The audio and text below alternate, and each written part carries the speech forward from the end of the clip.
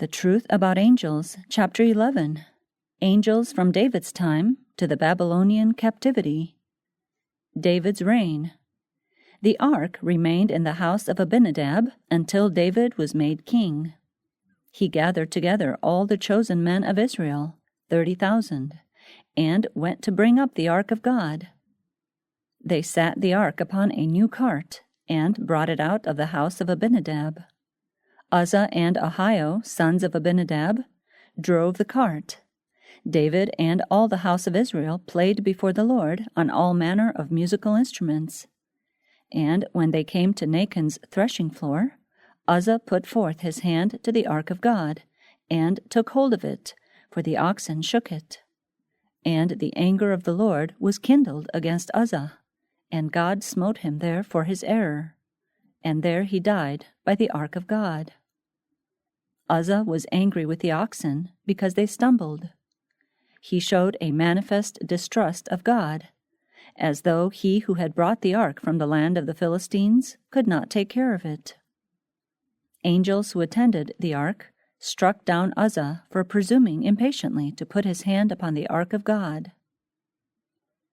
With a view to extending his conquests among foreign nations, David determined to increase his army by requiring military service from all who were of proper age. To effect this, it became necessary to take a census of the population. It was pride and ambition that prompted this action of the king. The object of the undertaking was directly contrary to the principles of a theocracy. Even Joab remonstrated, unscrupulous as he had heretofore shown himself. Nevertheless, the king's word prevailed against Joab. The next morning a message was brought to David by the prophet Gad. Thus saith the Lord, Choose thee either 3 years' famine, or 3 months to be destroyed before thy foes, while that the sword of thine enemies overtaketh thee, or else 3 days the sword of the Lord, even the pestilence in the land, and the angel of the Lord destroying throughout all the coasts of Israel. Now therefore, said the prophet, advise thyself what word I shall bring again to him that sent me. The king's answer was, Let us fall now into the hand of the Lord, for his mercies are great, and let me not fall into the hand of man. Swift destruction followed. 70,000 were destroyed by pestilence. David and the elders of Israel were in the deepest humiliation, mourning before the Lord. As the angel of the Lord was on his way to destroy Jerusalem, God bade him stay his work of death. The angel, clad in warlike garments, with a drawn sword in his hand, stretched out over Jerusalem, is revealed to David and to those who are with him. David is terribly afraid, yet he cries out in his distress and his compassion for Israel. He begs of God to save the sheep. In anguish he confesses, I have sinned, and I have done wickedly, but these sheep, what have they done? Let thine hand, I pray thee, be against me and against my father's house. The destroying angel had stayed his course outside Jerusalem. He stood upon Mount Moriah in the threshing floor of Ornan the Jebusite. Directed by the prophet, David went to the mountain, and there built an altar to the Lord, and offered burnt offerings and peace offerings, and called upon the Lord. And he answered him from heaven by fire upon the altar of burnt offering. So the Lord was entreated for the land, and the plague was stayed from Israel. The spot upon which the altar was erected, henceforth ever to be regarded as holy ground, was tendered to the king by Ornan as a gift. But the king declined thus to receive it. David gave to Ornan for the place 600 shekels of gold by weight. This spot, memorable as the place where Abraham had built the altar to offer up his son, and now hallowed by this great deliverance, was afterward chosen as the site of the temple erected by Solomon. From the very opening of David's reign, One of his most cherished plans had been that of erecting a temple to the Lord. Though he had not been permitted to execute this design, he had manifested no less zeal and earnestness in its behalf. The Lord, through his angel, instructed David and gave him a pattern of the house which Solomon should build for him. An angel was commissioned to stand by David while he was writing out, for the benefit of Solomon, the important directions in regard to the arrangements of the house. Solomon. The hearts of the people were turned toward Solomon, as they were to David, and they obey him in all things. The Lord sends his angel to instruct Solomon by a dream in the night season. He dreams that God converses with him. And God said, "Ask what I shall give thee." And Solomon said, "Thou hast shown unto thy servant David, my father, great mercy, according as he walked before thee in truth, and in righteousness, and in uprightness of heart with thee. And thou hast kept for him this great kindness, that thou hast given him a son to sit on his throne, as it is this day. Give therefore thy servant an understanding heart to judge thy people, that I may discern between good and bad. For who is able to judge this thy so great a people?" In addition to the cherubim on the top of the ark, Solomon made 2 other angels of larger size, standing at each end of the ark, representing the heavenly angels always guarding the law of God. It is impossible to describe the beauty and splendor of this tabernacle. There, as in the tabernacle in the wilderness, the sacred ark was borne in solemn, reverential order, and set in its place beneath the wings of the 2 stately cherubim that stood upon the floor. Elijah. After his first appearance to Ahab, denouncing upon him the judgments of God because of his and Israel's apostasy, God directed his course from Jezebel's power to a place of safety in the mountains by the brook Cherith. There he honored Elijah by sending food to him morning and evening by an angel of heaven. Then, as the brook became dry, he sent him to the widow of Sarepta, and wrought a miracle daily to keep the widow's family and Elijah in food. Facing King Ahab and the false prophets, and surrounded by the assembled hosts of Israel, Elijah stands, the only one who has appeared to vindicate the honor of Jehovah. He whom the whole kingdom has charged with its weight of woe is now before them, apparently defenseless in the presence of the monarch of Israel, the prophets of Baal, the men of war, and the surrounding thousands. But Elijah is not alone. Above and around him are the protecting hosts of heaven, angels that excel in strength. In the full light of the sun, surrounded by thousands, men of war, prophets of Baal, and the monarch of Israel, stands the defenseless man, Elijah, apparently alone, yet not alone. The most powerful host of heaven surrounds him. Angels who excel in strength have come from heaven to shield the faithful and righteous prophet. With stern and commanding voice, Elijah cries, "How long halt ye between 2 opinions? If the Lord be God, follow him, but if Baal, then follow him." And the people answered him not a word. While Israel on Carmel doubt and hesitate, the voice of Elijah again breaks the silence. "I, even I only, remain a prophet of the Lord. But Baal's prophets are 450 men. Let them therefore give us 2 bullocks, and let them choose 1 bullock for themselves, and cut it in pieces, and lay it on wood, and put no fire under. And I will dress the other bullock, and lay it on wood, and put no fire under. And call ye on the name of your gods, and I will call on the name of the Lord.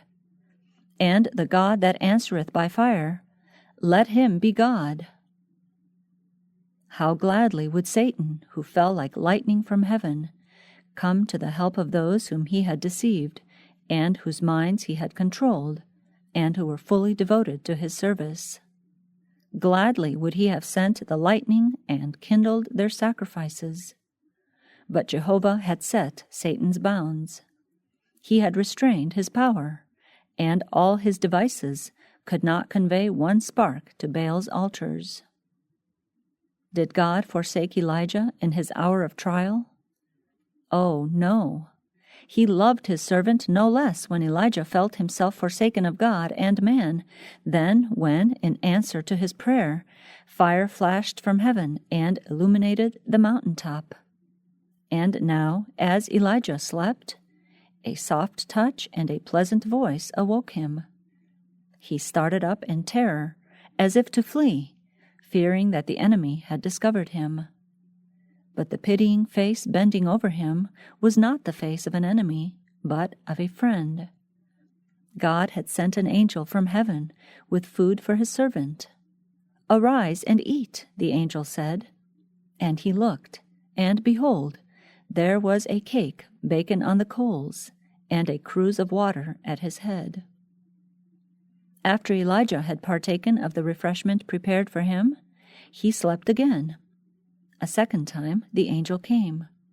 Touching the exhausted man, he said with pitying tenderness, "Arise and eat, because the journey is too great for thee." And he arose and did eat and drink. And in the strength of that food he was able to journey 40 days and 40 nights unto Horeb, the mount of God, where he found refuge in a cave. In the desert, in loneliness and discouragement, after his mountaintop experience on Mount Carmel, Elijah had said that he had had enough of life, and had prayed that he might die. But the Lord in his mercy had not taken him at his word. There was yet a great work for Elijah to do. Through a mighty angel, the word of the Lord came to him. "What doest thou here, Elijah?" In bitterness of soul, Elijah mourned out his complaint. "I have been very jealous for the Lord God of hosts, for the children of Israel have forsaken thy covenant, thrown down thine altars, and slain thy prophets with the sword. And I, even I only, am left, and they seek my life to take it away." Calling upon the prophet to leave the cave in which he had hidden, the angel bade him stand before the Lord on the mount, and listen to his word. As Elijah obeyed, behold, the Lord passed by, and a great and strong wind rent the mountains, and brake in pieces the rocks before the Lord. But the Lord was not in the wind. And after the wind an earthquake, but the Lord was not in the earthquake. And after the earthquake a fire, but the Lord was not in the fire. And after the fire a still small voice. And it was so, when Elijah heard it, that he wrapped his face in his mantle, and went out, and stood in the entering in of the cave. His petulance was silenced, his spirit softened and subdued. He now knew that a quiet trust, a firm reliance on God, would ever find for him a present help in time of need. When Elijah was about to leave Elisha, he said to him, "Ask what I shall do for thee before I be taken away from thee." And Elisha said, "I pray thee, let a double portion of thy spirit be upon me." And he, Elijah, said, "Thou hast asked a hard thing. Nevertheless, if thou see me when I am taken from thee, it shall be so unto thee." And it came to pass, as they still went on and talked, that, behold, there appeared a chariot of fire, and horses of fire, and parted them both asunder. And Elijah went up by a whirlwind into heaven. And Elisha saw it, and he cried, my father, the chariot of Israel, and the horsemen thereof." Elisha. In 2 Kings, we read how holy angels came on a mission to guard the Lord's chosen servants. The prophet Elisha was in Dothan, and thither the king of Syria sent horses and chariots and a great host to take him. And when the servant of the man of God was risen early and gone forth, behold, an host compassed the city with horses and chariots. And his servant said unto him, Alas, my master, how shall we do? Fear not, was the answer of the prophet, for they that be with us are more than they that be with them. And then, that the servant might know this for himself, Elisha prayed and said, Lord, I pray thee, open his eyes, that he may see.